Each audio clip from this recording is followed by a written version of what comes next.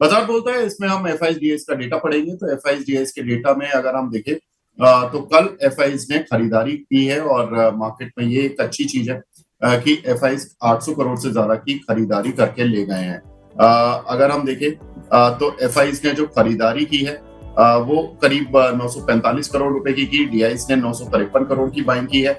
एक बार देख लेते हैं आज ग्लोबल इंडिसेस का हाल किस तरह से वहां पर ट्रेड हो रहा है, क्योंकि ग्लोबल इंडिसेस में हम अमेरिकन मार्केट्स खासतौर से देखें तो बिल्कुल फ्लैट थे, फ्लैट टू नेगेटिव, क्योंकि वहां पर फेड की पॉलिसी आई इन लाइन थी, लेकिन उसमें एक दो चीजें पॉजिटिव थी, एक दो चीजें नेगेटिव थी।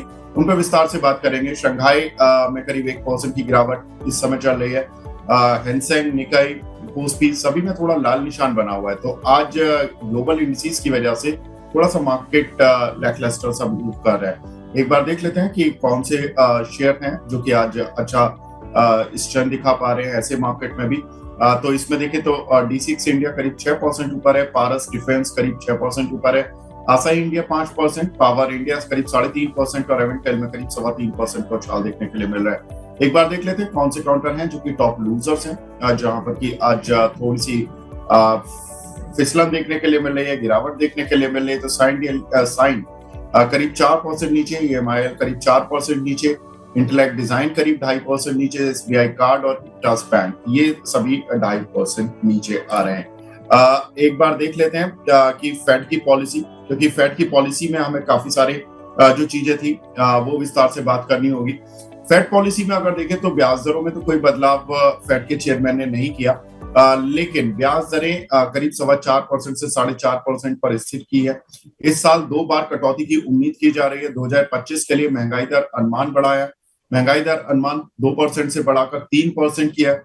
इस साल के लिए जीडीपी ग्रोथ एस्टीमेट उन्होंने कम किया है, जो कि 1.4% का जीडीपी एस्टीमेट है उनके हिसाब से। उनको लगता है कि टैरिफ और मिडिल ईस्ट क्राइसिस का जो इम्पैक्ट है वो मार्केट पर देखने के लिए मिलेगा, और जिसकी वजह से उनको इन्फ्लेशन फोरकास्ट अपनी बढ़ानी पड़ रही है और जीडीपी फोरकास्ट उन्होंने घटाई है।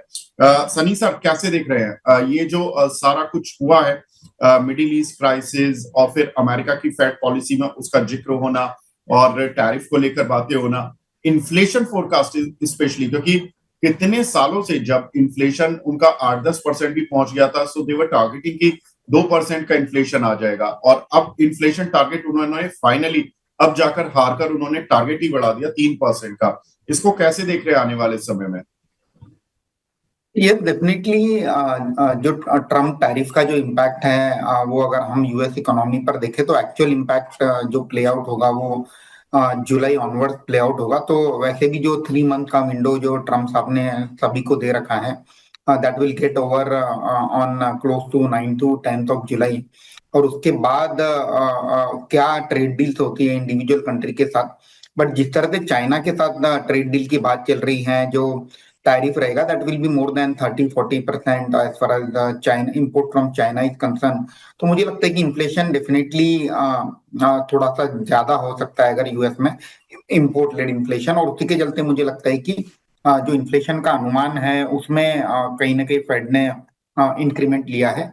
लेट्स सी कैसे प्ले आउट होता है। काफी सारे अननोन फैक्टर है यहाँ पर कि एक्चुअल जो जब ट्रेड डील होगी उसके बाद क्या एक्चुअल इम्पैक्ट रहेगा इकोनॉमी पर इन टर्म्स ऑफ इन्फ्लेशन, ये मुझे लगता है कि किसी को भी पता नहीं है। But again if you take a broader view, जिस तरह से अगर टैरिफ इंपोर्ट पर लगाया जाएगा तो obviously that will be inflationary, and to that extent हमने देखा है कि थोड़ा सा इन्फ्लेशन में इंक्रीमेंट भी किया है अनुमान में। बट अगर मैं ब्याज दर की बात करूं तो कहीं ना कहीं जो 2 रेट कट की जो उम्मीद थी 25 में वो बरकरार है, तो मैं उसे एक पॉजिटिव साइन लूंगा। और एट द सेम टाइम जो एक रेट कट नेक्स्ट ईयर में आने वाली थी, एक रेट कट जो नेक्स्ट ईयर में है वहां थोड़ा सा डिसअपॉइंटमेंट देखने मिला। वहां हमारी उम्मीद थी कि 2026 में भी 2 या 3 रेट कट हमें देखने मिल सकती है। तो टू दैट एक्सटेंट वहां तो एक ही रेट कट आएगी। तो kind of mix bag kind of outlook रहा है। लेट्स सी एक्चुअल इम्पैक्ट कैसे प्ले आउट होता है आने वाले 2 से 3 महीनों। तो सनी सर, लेकिन इस साल के लिए अगर हम बात करें, क्योंकि अगले साल के लिए तो फिर भी थोड़े से हो सकता है कि अगली 3-4 पॉलिसीज में वो चेंज कर दे ऑन द बेसिस ऑफ की टैरिफ का कितना इम्पैक्ट इन्फ्लेशन पर रहता है, लेकिन अभी भी जो इस साल के लिए जो डॉट प्लॉट्स है उसमें 2 रेट कट साफ विजिबल हैं। आपको लगता है कि 2 रेट कट आ पाएंगे एक्चुअल में? वो रेट कट कब होंगे और उनका फायदा कैसे मिलेगा वर्ल्ड इकोनॉमी को? I think again US Fed के सामने भी एक बहुत गंभीर समस्या है कि on one hand inflation is going up on, जो कि डिमांड करता है कि रेट हाइक किया जाए. On the other hand GDP growth is likely to weaken because of all this challenges of import and everything, which जो कि अगर आप टेक्स्ट बुक थ्योरी के हिसाब से देखेंगे, जीडीपी जब भी वीक हो रहा है तो रेट कट की स्ट्रेटेजी अपनाती है कोई भी सेंट्रल बैंक. तो again it's a kind of stagflation kind of scenario, जहां आप इकोनॉमी आपकी स्लो हो रही है एक हैंड पर. On other hand because of this import led inflation, inflation बढ़ते हुए नजर आए. तो आई थिंक काफी गंभीर समस्या है यूएस फेड के सामने की रेट कट करे कि मेंटेन करे कि बढ़ाए. बट अगेन अगर रेट कट होता है तो मुझे लगता है कि ग्लोबल इकोनॉमी के पर्सपेक्टिव से डेफिनेटली पॉजिटिव रहेगा, क्योंकि हमें एक बात ध्यान रखना होगा कि हम कितना भी कह लें कि China and India are growing at a rapid clip, US is one of the largest economy, और वहां भले ही ग्रोथ 3 या 4% रहे, but in terms of incremental value on a high base काफी बड़ा होता है. तो US is still contributing in a good manner in terms of global GDP growth. तो जब भी यूएस में डिमांड रिवाइवल होती है तो पूरे इकोनॉमी को, वर्ल्ड इकोनॉमी को इसका बेनिफिट प्ले आउट होते नजर आता है. तो मुझे लगता है कि रेट कट होगी तो उसके बाद डेफिनेटली ओवरऑल इकोनॉमिक सिनारियो बेहतर होते नजर आएंगे. और eight the same time US ने भी अपने बैलेंस शीट रिपेयर करने के लिए कुछ स्टेप्स लिए हैं, जो मुझे लगता है कि उसका बेनिफिट अगले आने वाले 6 से 12 महीने में प्ले आउट होते नजर आए. ठीक है सर, इंडियन आईटी शेयरों में क्या करें? क्योंकि जब तक रेट कट नहीं आता और जब तक ये थोड़ी सी अनसर्टेनिटी बनी रहती है, तो ऐसे में इंडियन आईटी शेयरों में क्या करें? अगर हम इंडियन आईटी शेयरों की बात करें तो थोड़ा सा मैं एक स्टेप बैक लेना चाहूंगा. अगर आपको याद होगा कि जब मार्च क्वार्टर के नतीजे आए थे तो काफी निगेटिव कमेंट्री, एक निराशाजनक कमेंट्री हमने सभी मैनेजमेंट की ओर से आते सुनी थी कि किसी को ही पता नहीं कि आने वाले 2 क्वार्टर कैसे रहेंगे, डिमांड एनवायरनमेंट कैसा रहेगा. एंड टू दैट एक्सटेंट कुछ मैनेजमेंट ने गाइडेंस भी देने से मना कर दिया था, ग्रोथ गाइडेंस. तो अगर मैं वो सिनारियो मार्च के मंथ के सामने, अगर हम जून में आज सिनारियो देखते हैं तो रिलेटिवली बेटर सिनारियो लगता है कि डिमांड एनवायरनमेंट के ऊपर कुछ एक बेहतर कमेंट्री आने वाले क्वार्टर में हमें मैनेजमेंट की ओर से आती दिखनी चाहिए. तो अगर मैं स्टॉक प्राइस के लिहाज से बात करूं तो जो निगेटिविटी है, मुझे लगता है कि स्टॉक प्राइस में ऑलरेडी डिस्काउंटेड है. एक रीजनेबल वैल्यूएशन पर सभी इंडियन आईटी कंपनी ट्रेड कर रही हैं. हालांकि आने वाले समय में जो ग्रोथ का जो गाइडेंस है, अगर वहां थोड़ा सा हम एक बढ़ोतरी आते देख सकते हैं तो मुझे लगता है कि एक डिसेंट बेट होगा इंडियन आईटी कंपनी पर, किसी को अगर बेट लेना है तो. But again as an retail investor मैं ये सुझाऊंगा कि rather than taking company specific approach, one can buy an IT basket, जो कि निफ्टी आईटी इंडेक्स है, उसका ईटीएफ है. उसमें भी अगर आप पैसा लगाएंगे तो जो टॉप की 4 या 5 आईटी कंपनी है, that contribute close to 60 to 70% of the weight. So that is enough to give an exposure to an IT sector. But IT sector में ये उम्मीद करना गलत होगा कि अगले 3 से 6 महीने में बहुत बेहतरीन रिटर्न मिलेंगे. Maybe it will continue to consolidate in a sideways manner, and then one the scenario is clear कि डिमांड एनवायरनमेंट बेहतर होते नजर आ रहा है, at that point of time हम इसमें अब 10 से 15% की रैली एक्सपेक्ट कर सकते हैं. If somebody want to participate directly in the stock market, तो I think mid size जो IT कंपनी है वहाँ रिलेटिवली ग्रोथ बेहतर आने की उम्मीद है. तो mid size IT company, whether it is Coforge, whether it is the Persistent, whether it is First Source Limited, ऐसी कुछ चुनिंदा, या फॉर दैट मैटर फ्रंटलाइन से एग्जावेयर, जहाँ रिलेटिवली ग्रोथ बेहतर आ रही है, ऐसी कुछ चुनिंदा कंपनीज में मैं बेट लगाना चाहूंगा. सही है, तो मिड कैप आईटी पर फोकस करेंगे तो ज्यादा फायदा मिलेगा इस समय. और सर ने कहा कि अभी थोड़ा सा, मतलब ठीक है, आपको रिटर्न मिलेगा और अच्छा रिटर्न मिल जाएगा, मतलब 10% से ज्यादा का, लेकिन थोड़ा सा ये जो अनसर्टेनिटी है ये थोड़ी धीरे धीरे दूर हो जाए तो रिटर्न आपको दिखने भी लगेंगे. सर, एक और है मुद्दा जो कि वर्ल्ड वाइड इस समय चल रहा है, वो डेली देखना पड़ता है, वो है ईरान इजराइल युद्ध. तो उसमें क्या चल रहा है, तो मैं उसके कुछ अपडेट्स दे देता हूँ. कुछ एक जो दोनों साइड की तरफ से अपडेट्स आए हैं. ट्रंप ने क्या कहा इस ईरान इजराइल युद्ध पर? उन्होंने कहा कि ईरान के अधिकारी अमेरिका जल्द आ सकते हैं. ये एक बहुत पॉजिटिव खबर है युद्ध के फ्रंट पर. उन्होंने कहा कि ईरान हमसे बातचीत करने के लिए बुरी तरह से परेशान है और वो हमसे बात करना चाहता है. तो उन्होंने कहा कि वो व्हाइट हाउस आ रहे हैं. तो ये एक बड़ी इंपॉर्टेंट खबर है. और अगर व्हाइट हाउस वो जाते हैं ईरान के ऑफिशियल, तो डेफिनेट सी बात है कि कुछ ना कुछ हो सकता है कि पॉजिटिविटी आए। उन्होंने ये भी कहा कि अमेरिका ने अभी युद्ध में उतरने का कोई फैसला नहीं लिया और अमेरिका का धैर्य ईरान को लेकर लेकिन खत्म हो रहा है। दैट मीन्स कि वो एक प्रेशर टैक्टिक्स तो बना रहे, पूरी तरह से ईरान पर बना रहे कि आओ जल्दी से बातचीत करो, मुझे मनाओ और फिर जाओ और युद्ध खत्म। ईरान को बातचीत के हालांकि उन्होंने ये भी कहा कि जिस कंडीशन में ईरान पहले था आज से एक हफ्ते पहले, आज वो कंडीशंस नहीं है। उन्होंने युद्ध शुरू किया, उनकी तरफ से बातें हुई हैं, तो अब वो जो पहले मेरी सोच थी उनको लेकर, अब वो सोच नहीं है। तो उनको थोड़ा हार्ड डील लगता है कि ट्रंप देने के मूड में है। उन्होंने कहा ईरान के पास डिफेंस के पुख्ता इंतजाम भी नहीं है और पुतिन भी युद्ध में मध्यस्थता के लिए तैयार है। और इजराइल से फिलहाल उन्होंने कहा कि अपना युद्ध जारी रखो, लड़ते रहो।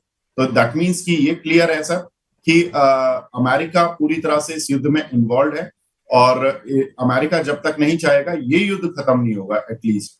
तो क्या लगता है सर, अगर व्हाइट हाउस ईरान के ऑफिशियल्स जाते हैं और कुछ पॉजिटिविटी आती है तो एक टेंशन बाजार की बड़ी दूर होगी क्या?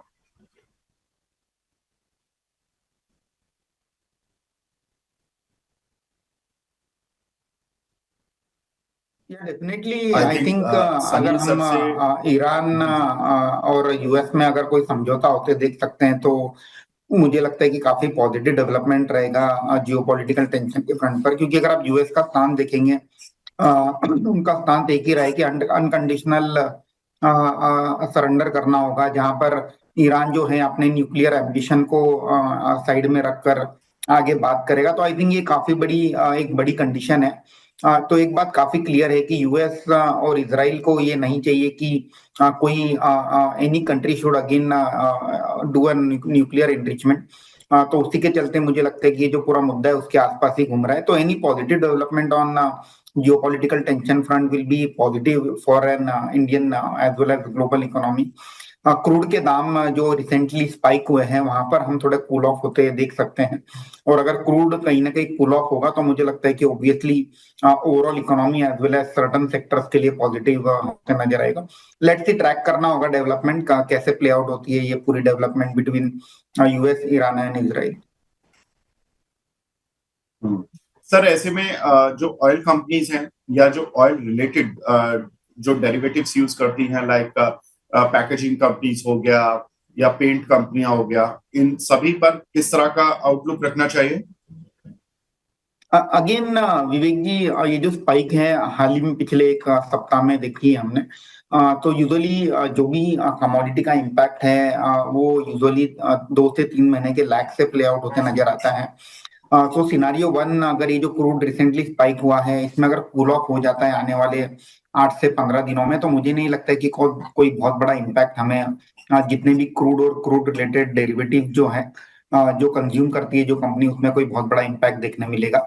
इन case this crude oil prices sustain about 75, 80, $90 for an period of more than 3 to 6 months, तो डेफिनेटली इन सभी कंपनीज के टू सम एक्सटेंट मार्जिन हमें प्रेशर में आते नजर आएंगे। तो लेट्स सी कैसे प्ले आउट होता है। In case crude oil price फिर से कूल ऑफ हो जाते हैं तो मुझे नहीं लगता कि कोई बहुत बड़ी दिक्कत हमें देखने मिलेगी। और एट द सेम टाइम हमें एक चीज ध्यान रखना होगा from an retail consumer perspective कि इंडिया में जो एंड यूजर कंज्यूमर है पेट्रोल डीजल के, उन्हें कहीं भी ये जो क्रूड में वोलेटिलिटी है उसका इम्पैक्ट कहीं भी देखने नहीं मिल रहा है, क्योंकि गवर्नमेंट ने प्राइसेस स्टेबल रखे हैं।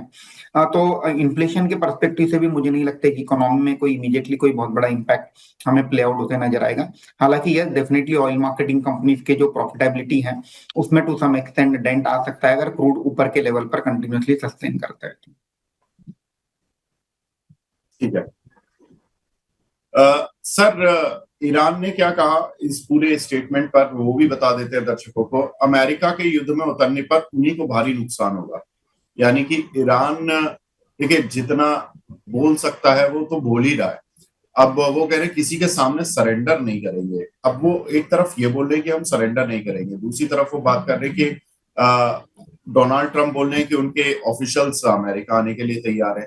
तो ये थोड़ा सा बड़ा वाइस वर्सा चलता है। खैर बोलते हैं कि वॉर में कुछ भी बातें होती हैं, आदमी बोलता कुछ है करता कुछ है। तो इस समय ये सारी चीजें तो चल रही है दोनों साइड से। और उन्होंने कहा कि हमने मोसाद का प्लानिंग सेंटर ही तबाह तबाह कर दिया इसराइल में। सर ये जो सारी चीजें हो रही है, एक चीज तो क्लियर है कि ये जो डिफेंस के शेयर हैं इनके लिए सेंटिमेंट नेगेटिव नहीं हो पा रहा है।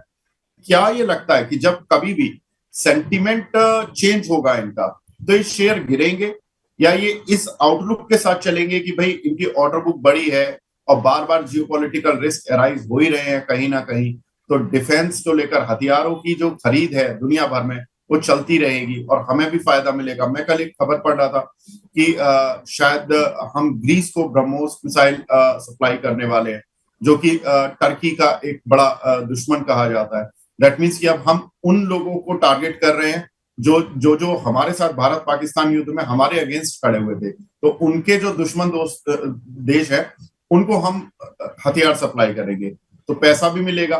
तो ये एक मार्केट बन चुका है अब आज की डेट में। तो ये सब मार्केट कितना बड़ा बनेगा और कितना इस पर इन्हीं वैल्यूएशंस पर ये शेयर चलते रहेंगे। ये Yeah, definitely, Vivek ji. I think defense as a story, the structural growth story, जिस तरह से geopolitical tension globally बढ़ रही है, और at the same time जो एक्सपोर्ट की अपॉर्चुनिटी है वो काफी बड़ी हो चुकी है, और इसको एक बहुत बड़ा बूस्ट जिस तरह से ऑपरेशन सिंदूर में इंडिया की जो आर्मी है और नेवी ने जो सक्सेसफुल डिस्प्ले किया है, सक्सेसफुली वेरियस इंस्ट्रूमेंट और डिफेंस इक्विपमेंट को यूज करके, तो definitely market has opened up as far as export is concern for defence. But अगर मैं स्टॉक प्राइस के लिहाज से बात करूं, वैल्यूएशन के लिहाज से, तो एक चीज ध्यान रखना होगा कि आने वाले 3 से 6 महीने में हो सकता है कि डिफेंस स्टॉक में कोई बहुत ज्यादा रिटर्न ना बने, क्योंकि ऑलरेडी स्टॉक में रैली हो चुकी है। जो अगले आने वाले 2 साल के जो नंबर्स हैं अर्निंग से टू सम एक्सटेंट डिस्काउंटेड है, इसमें कोई दो राय नहीं है कि ऑर्डर बुक काफी स्ट्रांग है। But at the same time you to ensure कि आप जब कोई भी स्टॉक बाय करते हो तो एक रीजनेबल वैल्यूएशन पर एंटर कर, एक मार्जिन ऑफ सेफ्टी बेहतर होना चाहिए। ये डेफिनेटली चलता रहेगा कि कहीं भी ग्लोबली कहीं जियोपॉलिटिकल टेंशन बढ़ गया तो आपने कुछ दिनों के लिए डिफेंस स्टॉक में रैली देखी, देन फिजल आउट हो जाती है। तो अगेन एक जो अप्रोच होना चाहिए डिफेंस स्टॉक को लेकर वो लॉन्ग टर्म का होना चाहिए रादर देन शॉर्ट टर्म। और अगर आप शॉर्ट टर्म में काम कर रहे हैं तो definitely to some extent stop loss लगाकर काम कीजिए, वो एक मेरी सलाह रहेगी। बट ओवरऑल अगर मैं लॉन्गर टर्म की बात करूं तो अपॉर्चुनिटी काफी बड़ी है, and the opportunities across the board, weather it is an PSU companies which are leader in this. At the same time there are small companies which are supplying kind of, जैसे हम defence ancillary कहते हैं, उसमें भी काफी सारी companies ने recently फोरे किया है, उन्हें भी एडवांटेज प्ले आउट होते दिखेगा। तो अप्रोच थोड़ा लंबा रखना होगा डिफेंस स्टॉक को लेकर। शॉर्ट टर्म में हो सकता है कि काइंड ऑफ एक म्यूटेड रिटर्न हम डिफेंस कंपनीज में आते हुए देख सकते हैं। ठीक है।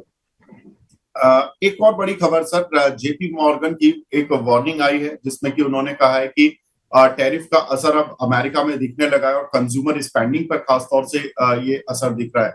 रिटेल सेल्स, ऑटो बिक्री पर के आंकड़ों पर असर ये दिखना शुरू भी हो चुका है। वहां पर रिटेल सेल्स, ऑटो बिक्री दोनों ही कम रही हैं मई महीने के लिए। अप्रैल जून में स्पेंडिंग ग्रोथ अब 2.5% की देखने के लिए मिलेगी, जिसके एस्टिमेट्स उनके पहले 3% के थे टैरिफ लगने से पहले। अब ये थोड़ा सा sir cause of a concern हो सकता है अगर वहां पर कंज्यूमर स्पेंडिंग कम हो रही है। वैसे तो 9 जुलाई को जो डेडलाइन है वो पूरी हो रही है और अब हम जून के ऑलमोस्ट एंड की तरफ अप्रोच कर रहे हैं।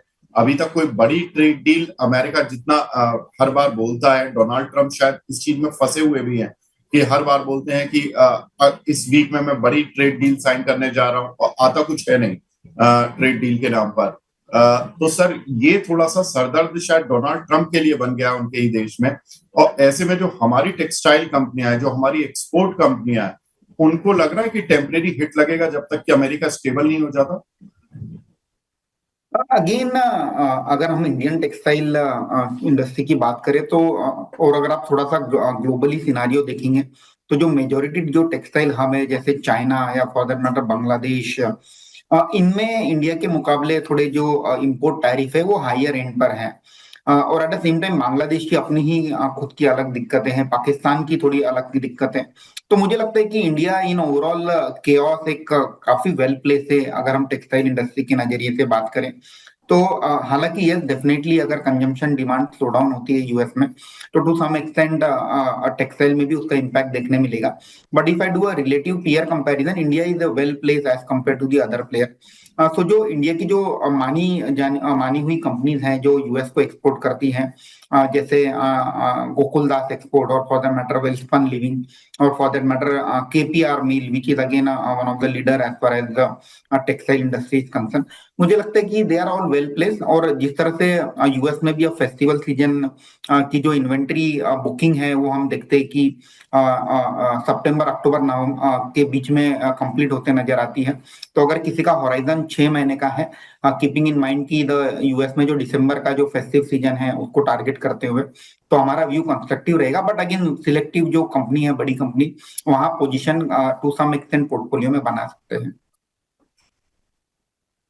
ठीक है सर, एक और इम्पोर्टेंट खबर कल आती हुई दिखाई दी थी, वो थी सेबी से। सेबी ने कुछ राहत देने की कोशिश की है, लेकिन वो किसको राहत मिली है किसको नहीं मिली है वो आगे चलकर ही एग्जैक्टली दिखेगा। सेबी की बोर्ड बैठक में कई बड़े फैसले लिए गए। एफपीआई को सरकारी सिक्योरिटीज में निवेश में ढील मिली है। रिसर्च एनालिस्ट के लिए नियम आसान किए जाने हैं। पोर्टफोलियो कंपनियों के लिए भी नियमों में ढील दी जा रही है। जो ऑल्टरनेटिव इन्वेस्टमेंट फंड्स हैं उन कंपनियों के लिए जिस भी कंपनी में वो इन्वेस्ट करते हैं उनकी इन्वेस्टमेंट अमाउंट बढ़ा सकते हैं। वो ऐसी निवेश सीमा बढ़ाई है उन्होंने। एआईएफ को अलग से सीआईबी खोलने की मंजूरी मिली है। इसमें मतलब होगा क्या कि वो सीआईबी खोल के एक नई स्कीम भी लॉन्च कर सकते हैं जिसको कोई और भी रन कर सकता है, लेकिन वो पार्ट एआईएफ का ही होगा। सरकारी कंपनियों की डीलिस्टिंग के नियम आसान किए। 90% से ज्यादा सरकारी हिस्से वाली कंपनियों को इससे फायदा मिल सकता है। क्यूआईपी के लिए पेपर वर्क सरल किया। सर 3-4 चीजें इसमें हैं, जैसे कि एक कि सरकारी कंपनियों की डीलिस्टिंग, जिसमें कि 90% से ज्यादा सरकारी हिस्से वाली कंपनियां जो है उन पर उनको फायदा मिलेगा। इनमें हमने कुछ एक कंपनीज देखी जिनमें कि सरकारी हिस्सा 90% से ज्यादा है। उसमें ITI, UCO bank, Punjab and Sind bank, Indian Overseas bank, इन सभी में 90% से ज्यादा सरकारी हिस्सा है। सर क्या लगता है इनमें किसी में डीलिस्टिंग की कोई बज बन सकती है और इस बज के ऊपर कुछ किसी पे ट्रेड लिया जा सकता है शॉर्ट टर्म के लिए? विवेक जी, एग्जैक्टली सेबी की ओर से क्या गाइडलाइन आई है रिलेटेड टू दिस क्लॉज, अगर आप वो रिपीट करेंगे तो it will be really great. Sir जो गाइडलाइन आई है वो ये है, मैं डीलिस्टिंग के लिए बोल देता हूं कि सरकारी कंपनियों की डीलिस्टिंग के नियम आसान है। 90% से ज्यादा जिस भी कंपनी में सरकार का स्टेक है उन कंपनियों को डीलिस्टिंग कराने में एक तरह से आसानी रहेगी और वो मार्केट से अपनी डीलिस्टिंग करा सकते हैं, आसानी से करा सकते हैं।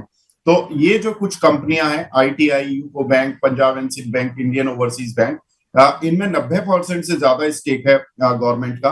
क्या लगता है आपको कि इन कंपनियों पे कोई बैट लगानी चाहिए? Again Vivek ji, I think delisting का जो नॉर्म अगर सरल कर दिया जाता है फॉर गवर्नमेंट कंपनी तो डेफिनेटली पॉजिटिव होगा।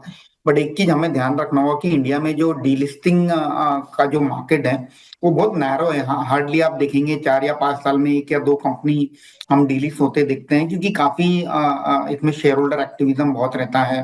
जो भी डीलिस्ट करने वाले जो प्रमोटर या कंपनीज होती है जो ऑफर देती है वो most of the time share holder को पसंद नहीं आता है, क्योंकि उन्हें एक हायर दाम पर अपने शेयर सरेंडर करने की एक उम्मीद होती है।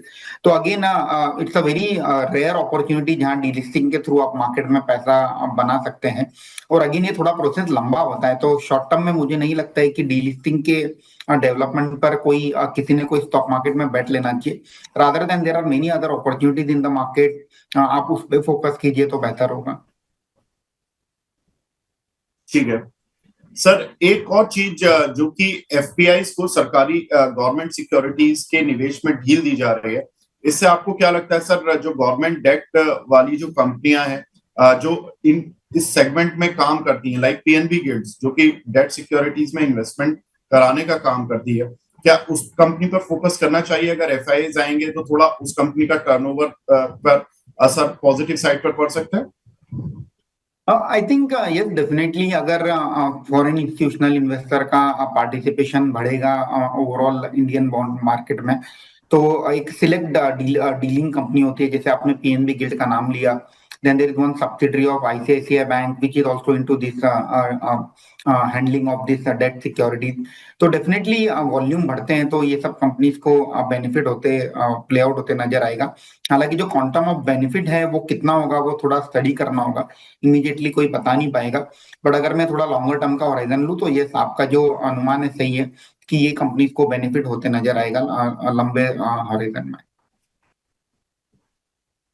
ठीक है सर, एक और बड़ा अजीब सा इस समय रेगुलेशंस आने वाला है, वो है कर्नाटका में, जहां पर आईटी सेक्टर में बोला जा रहा है कि 12 घंटे आप काम कीजिए, ऐसा एक प्रपोजल आया कर्नाटका की तरफ से। और मौजूदा नियमानुसार अगर आप किसी आईटी कंपनी में काम करते हो तो मैक्सिमम 10 घंटे से ज्यादा आप काम नहीं कर सकते, भले ही आपने ओवर टाइम किया हो, आपने कुछ भी किया हो, वो 10 घंटे से ज्यादा एक एम्प्लॉय का आवर एक्सीड नहीं होने चाहिए। अब कर्नाटका में जो आईटी एम्प्लॉय एसोसिएशन है वो इस प्रस्ताव के खिलाफ जा रही है। सर क्या लगता है, अगर ये नॉर्म पास हो जाता है किसी भी तरीके से, या तो क्या ये ओवरऑल हमारे लेबर मार्केट को और हमारी आईटी कंपनियों को इफेक्ट करने वाला है? या अगर मैं टेक्स्ट बुक रूल के हिसाब से चलूँ तो definitely additional working hours positive ही कहलाएंगे for any industry, whether it is IT और मैन्युफैक्चरिंग और any industry. But one has to keep in mind कि अल्टीमेटली जो प्रोडक्टिव वर्किंग आवर्स होते हैं मुझे लगता है कि वो एक लिमिटेड ही होती है, क्योंकि आप ऑफिशियल वर्किंग आवर कितने भी बढ़ा दे, अल्टीमेटली जो प्रोडक्टिव वर्किंग आवर है वो मुझे लगता है कि वो लिमिटेड ही होते हैं। तो टू दैट एक्सटेंड मुझे नहीं लगता है कि कोई बहुत बड़ा प्रोडक्टिविटी गेन हमें देखने मिलेगा। आई थिंक इसका ज्यादा बेनिफिट मुझे लगता है कि मैन्युफैक्चरिंग इंडस्ट्री में ज्यादा देखने मिल सकता है, क्योंकि अगर आप ग्लोबली देखेंगे चाइना जो कि एक बड़ा मैन्युफैक्चरिंग हब है, वहां एक ये ट्रेंड है कि 12 घंटे वर्क करोगे तो आपका दिन पूरा होगा। And there the linkage is very directly कि जितना ज्यादा लेबर काम करेगा उतना ज्यादा प्रोडक्टिविटी देखने मिलेगी, और उसी के चलते जो यूनिट कॉस्ट है वो मैन्युफैक्चरिंग कंपनी के लिए कम होते नजर आती है। तो I think the benefit of this will be more for an manufacturing base rather than IT company, क्योंकि आईटी कंपनी में जिस तरह से एआई का भी अब यूसेज होने लगा है, मुझे लगता है कि anyway that will give a lot of boost to an IT companies directly और इनडायरेक्टली। तो अगेन मुझे नहीं लगता है कि 12 घंटे बढ़ाने से कोई बहुत ज्यादा आउटपुट हमें इंक्रीमेंट होते दिखेगा। ठीक है, last news sir, air India ने अपनी जो इंटरनेशनल फ्लाइट्स हैं वो 15% कम कर दी हैं, और कुछ हफ्तों तक वो अपने प्लेन्स की थोड़ी सी जांच करने वाले हैं कि कौन से प्लेन उड़ने लायक हैं या नहीं है। उनके इंजीनियर्स के साथ मीटिंग कर रहे हैं वो लोग, और जो भी कैंसिलेशन है और जो उसकी वजह से प्रॉब्लम्स हैं वो सारे ग्राहकों को रिफंड भी किया जा रहा है। उनको बहुत ही हम्बल तरीके से उनको नए रूट्स के मतलब नई टिकट्स भी प्रोवाइड कराई जा रही हैं। उनका कहना है कि एक तो हम प्लेन की जांच तो कर ही रहे हैं, साथ ही जियोपॉलिटिकल रिस्क बढ़ने से भी हम कुछ ये फैसला लिया है हमने, क्योंकि यूरोप में नाइट में वहां पर जो एयर स्पेस है वो बंद रहता है, और दूसरा जो ये मिडिल ईस्ट में क्राइसिस चल रहा है उसकी वजह से एयर स्पेस काफी प्रॉब्लम में, तो उन सबके चलते हुए उन्होंने अपनी फ्लाइट्स कम की हैं। सर इसका कुछ बेनिफिट इंडिगो या स्पाइस जेट को मिलेगा, या ये सभी पूरे सेक्टर के लिए ही नेगेटिव है? I think yes, definitely to some extent benefit मुझे लगता है कि प्ले आउट होते नजर आएगा बाकी के प्लेयर्स के लिए। उसमें भी इंडिगो जो कि एक मार्केट लीडर है और अपना जो इंटरनेशनल रूट है वहाँ एग्रेसिवली एक्सपैंड कर रहा है, तो Indigo can be beneficiary for a short duration. But ये जो कटौती की गई है ये बहुत लिमिटेड टाइम के लिए की गई है, तो ऐसा नहीं है कि डायरेक्ट मार्केट ही शिफ्ट हो जाएगा दूसरे प्लेयर के फेवर में। तो again it's a temporary benefit which will play out for other players whether it IndiGo और for that any matter any other international airline company. तो आई थिंक मैं ये डेवलपमेंट को न्यूट्रल के तौर पर लेना चाहूंगा। अगर आप ये डेवलपमेंट के तौर पर इंडिगो या स्पाइसजेट में पोजीशन बनाने सोच रहे हैं तो मैं रिकमेंड नहीं करूंगा। In fact for Indigo and SpiceJet one should keep on tracking the crude oil prices. अगर वहां ज्यादा स्पाइक देखने मिलता है तो उनकी प्रॉफिटेबिलिटी में थोड़ा प्रेशर भी देखने मिल सकता है।